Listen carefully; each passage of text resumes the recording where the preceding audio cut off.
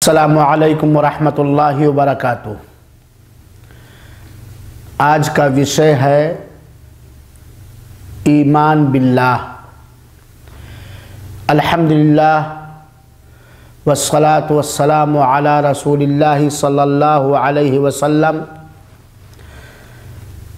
अऊज़ु बिल्लाहि मिनश शैतानिर रजीम। बिस्मिल्लाहिर रहमानिर रहीम। आमनर रसूलु बिमा उन्ज़िला इलैहि मिर रब्बिहि वल मुअमिनून कुल्लुन आमना बिल्लाहि व मलाइकतिहि व कुतुबिहि व रुसुलिहि ला नुफ़र्रिक़ु बैना अहदिम मिर रुसुलिहि। प्रिय मित्रों, आशा इस्लामिक सेंटर के इस शुभ सभा में आज का विषय है अल ईमान बिल्लाह, अल्लाह पर ईमान लाना। और ये बहुत ही सर्वोत्तम विषय है जिसके बारे में प्रत्येक मनुष्य को और विशेष रूप से प्रत्येक मुसलमान स्त्री एवं पुरुष को अच्छे प्रकार ज्ञान रखना चाहिए। ईमान बिल्लाह, अल्लाह पर ईमान लाना, विश्वास करना।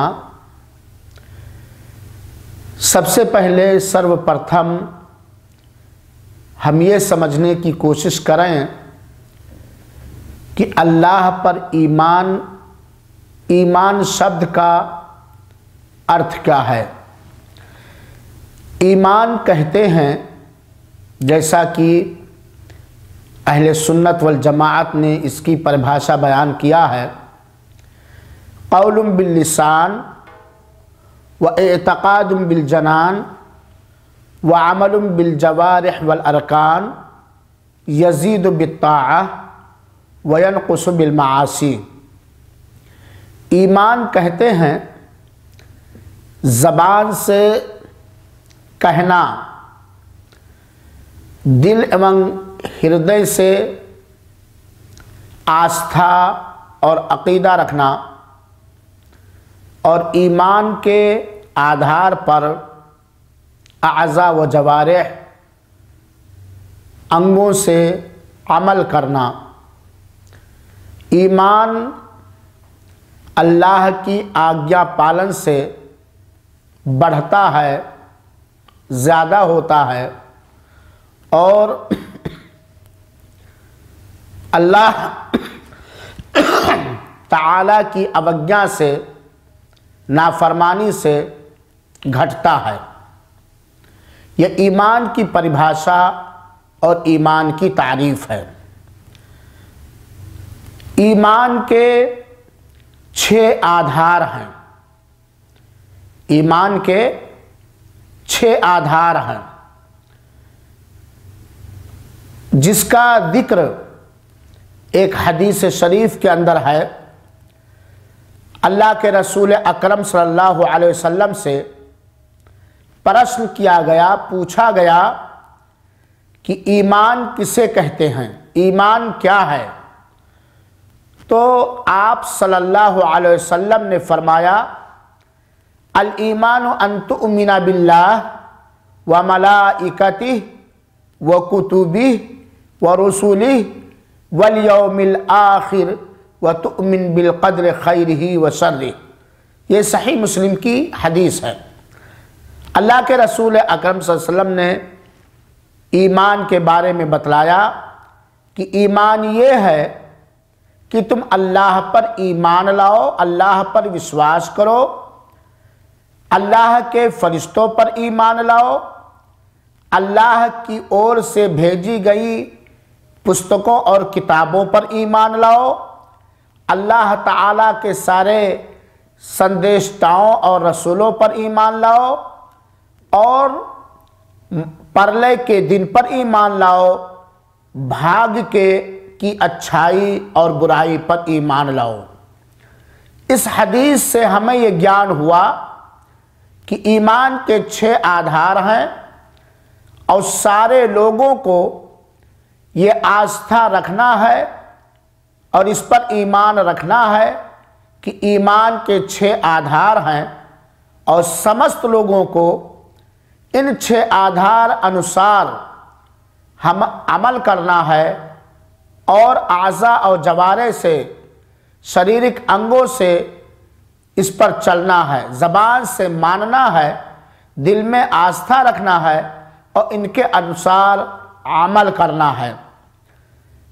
अगर हम कुरान मजीद के अंदर देखें तो हमें इन 6 आधार की दलील और तर्क कुरान मजीद में मिलेगी। अल्लाह ताला ने सूरह बकरा की आयत नंबर 285 के अंदर फरमाया, आमन रसूल बिमा उन्ज़िला इलैहि मिन रब्बिही वल मुमिनून कुल्लुन आमना बिल्लाह व मलाइकतिही व कुतुबिही व रुसुलिही। अल्लाह ताला कहता है कि रसूल सारे संदेशता उन चीज़ों पर ईमान लाए, विश्वास किए जो उनके पालनहार रब की ओर से उतारा गया और सारे मोमिन लोग उस पर ईमान लाए, विश्वास किए। क्या सारे मोमिन लोग, सारे संदेशता ईमान लाए अल्लाह पर, उसके फरिश्तों पर, उसकी किताबों पर, पुस्तकों पर और उसके रसूलों पर। इस आयत में ईमान के आधार में से कुछ आधार का जिक्र मिलता है। अल्लाह पर ईमान, फरिश्तों पर ईमान, किताबों पर ईमान, रसूलों पर ईमान। ये ईमान के 4 आधार सूरह बकरा के आयत नंबर 285 के अंदर बयान किए गए हैं। और तकदीर पर ईमान के बारे में अल्लाह ताला ने सूरह कमर की आयत नंबर 49 के अंदर फरमाया, इन्ना कुल्ला शैइन खलकनाहु बिक़दर, निःसंदेह हमने प्रत्येक वस्तु को एक निर्धारित अनुमान से पैदा किया है। इस आयत में तकदीर पर ईमान लाने का जिक्र है और तकदीर का जिक्र है। परले के दिन पर ईमान लाने का जिक्र आप ये यहाँ पाएंगे। अल्लाह ताला ने सूरह निसा की आयत नंबर 136 के अंदर बयान फरमाया, वमन यकफुर बिल्लाह व मलाइकतिही व कुतुबिही वल यौमिल आखिर फ़क़द दल्ला दलालन बईदा। जो शख्स कुफ्र करे, नकारे, इनकार करे अल्लाह का, उसके फरिश्तों का, उसकी पुस्तकों तथा किताबों का और परले के दिन यानी आखिरत का, तो वो आठ पथ भ्रष्ट हो गया, वो खुल्लम खुल्ला गुमराह हो गया। तो ये है ईमान के आधार जो 6 हैं। प्रिय मित्रों, ये बहुत ही सर्वोत्तम विषय है, इसलिए हम बहुत ही संक्षेप में आपको बतला रहे हैं। अल्लाह पर ईमान लाना 4 चीज़ों को सम्मिलित और शामिल हैं। यानी जब तक हमारा ईमान 4 चीज़ों पर नहीं होगा, अल्लाह पर ईमान लाना, अल्लाह पर विश्वास करना हमारा सही नहीं हो सकता है। पहली चीज़, हमारा इस बात पर ईमान हो कि अल्लाह का अस्तित्व है, अल्लाह ताला का वजूद है और अल्लाह ताला ने सारी रचनाओं को रचा है। तो अल्लाह पर ईमान लाना उस वक्त सही होगा जब हमारा इस बात पर ईमान हो कि अल्लाह ताला का अस्तित्व है, अल्लाह ताला का वजूद है। हमारा इस बात पर ईमान हो कि अल्लाह ताला ही ने सारी रचनाओं को रचा है। कायनात तथा संसार में जितनी वस्तुएं जिस प्रकार की पाई जाती हैं, इन सारी चीज़ों को अल्लाह ही ने रचा है। जब अल्लाह ने इन सारी चीज़ों को रचा है तो इसका अर्थ ये निकला कि अल्लाह का अस्तित्व है। अल्लाह की अस्तित्व मानने के लिए एक मनुष्य अपने आप को देखे और वह अपने हृदय से प्रश्न करे कि अल्लाह का अस्तित्व है कि नहीं है। ये इस प्रकार कि भाई हमारा अस्तित्व है कि नहीं, हमारा वजूद है कि नहीं। निसंदेह हमारा वजूद है, हमारा अस्तित्व है। तो फिर क्या हमने स्वयं अपने आप को रच लिया है या किसी ने हमें रचा है? क्या हमने अपने आप को स्वयं पैदा कर लिया है या किसी ने हमें पैदा किया है? अवश्य हमारा कोई रचयिता है, हमें कोई रचने वाला है। हमने अपने आप को स्वयं नहीं रच लिया है या हम अचानक ऐसे पैदा नहीं हो गए हैं। तो हमारा रचने वाला अल्लाह है। जब हमारा अस्तित्व है तो हमारे रचयिता, हमारे खालिक, हमारे पैदा करने वाला का अस्तित्व और वजूद यकीनी तौर पर है। अल्लाह ताला ने शुभ कुरान में सूरह रूम की आयत नंबर 30 के अंदर बयान फरमाया, फ़अक़िम वजहका लिद्दीन हनीफ़ा फ़ितरतल्लाहि लती फ़तरन्नास अलैहा ला तब्दीला लिख़ल्क़िल्लाह। इसका अनुवाद ये है, तो आप एकद्रा होकर अल्लाह के मुख, अल्लाह के धर्म की ओर खड़े हों, यानी सारे धर्मों से मुंह मोड़ कर मात्र अल्लाह की ओर खड़े हों। अल्लाह की वो प्रकृति जिस पर उसने लोगों को पैदा किया है। और हमारी बुद्धि भी इस बात को स्वीकार करती है कि अल्लाह का वजूद और अल्लाह का अस्तित्व है, क्योंकि दुनिया के अंदर, संसार के अंदर कोई ऐसी वस्तु और चीज नहीं, चाहे वो छोटी हो चाहे बड़ी हो, कि वो अपने आप बन गई हो। अवश्य उसका कोई बनाने वाला है, अवश्य उसका कोई बनाने वाला। जैसे हम अगर कहीं धुआं देखें तो धुआं देखते ही हमारा यह आस्था और अकीदा हो जाता है कि वहां अग्नि का, आग का अस्तित्व है, आग पाया जाता है। ऐसे संसार की सारी चीजों को देखकर हम इस बात का ज्ञान रखते हैं कि इन सारी चीजों को अल्लाह ने पैदा किया, अतः अल्लाह का अस्तित्व है। तो सबसे पहली बात कि अल्लाह के अस्तित्व पर, अल्लाह के वजूद पर हमारा ईमान हो। दूसरी बात जिस पर ईमान रखना आवश्यक है वो ये है अल्लाह के एकेश्वरवाद पालन पोषण पर ईमान रखना, जिसको अरबी भाषा में तौहीद रुबूबियत कहा जाता है। तौहीद रुबूबियत पर ईमान रखना, अल्लाह के पालन पोषण एकेश्वरवाद पर ईमान रखना, यानी हमारा इस बात पर विश्वास हो, आस्था हो, ईमान हो कि अल्लाह ही रब है, अल्लाह ही प्रतिपालक है, अल्लाह ही पालनहार है और अल्लाह का कोई भागीदार और समक्ष नहीं है, कोई शरीक नहीं है। उसी ने सारे संसार को, उसी ने पृथ्वी को, आकाश को, सारी चीजों को पैदा फरमाया है। और अगर कोई मनुष्य अल्लाह के एक पालन पोषण, एकेश्वरवाद, अल्लाह की रुबूबियत का इनकार करे तो वो मुस्लिम नहीं हो सकता है। अल्लाह ताला ने शुभ कुरान में फरमाया, अम खुलिक़ू मिन गैरि शैइन अम हुमुल खालिकून। क्या ये लोग बिना किसी पैदा किए हुए के पैदा हो गए हैं या उन्होंने अपने आप को रच लिया है? अतः हमें इस बात का ज्ञान हुआ कि अल्लाह ताला ही सारे संसार का रब है, पालनहार है, पैदा करने वाला है। तीसरी बात, अल्लाह की उलूहियत पर ईमान।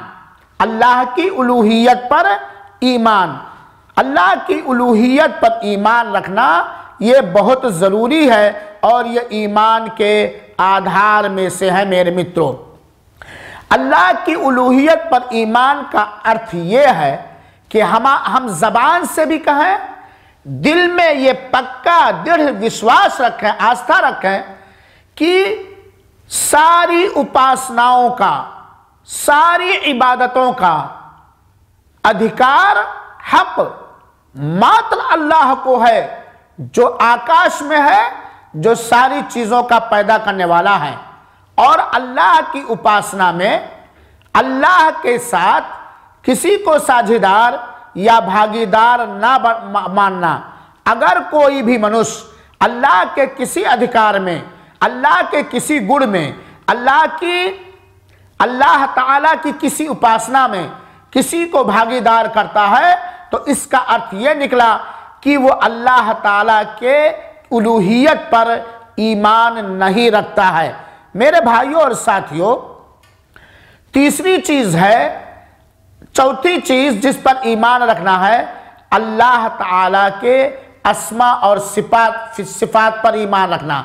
यानी अल्लाह ताला ने और कुरान में जो अपना नाम, अपनी सिफात तथा खूबियां, गुण और अंतिम संदेशता जनाब मोहम्मद सल्लल्लाहु अलैहि वसल्लम ने हदीस पाक के अंदर जो अल्लाह के नाम और अल्लाह के गुण बयान किए हैं, उनको वैसे ही मान लेना, न उसमें हेर फेर और परिवर्तन करना, न उसको नकारना और इनकार करना, और न ही उसकी तस्बीह या उदाहरण देना। जैसे ही अल्लाह ने बयान किया है अपने नामों को और अपने गुणों को, वैसे ही मान लेना।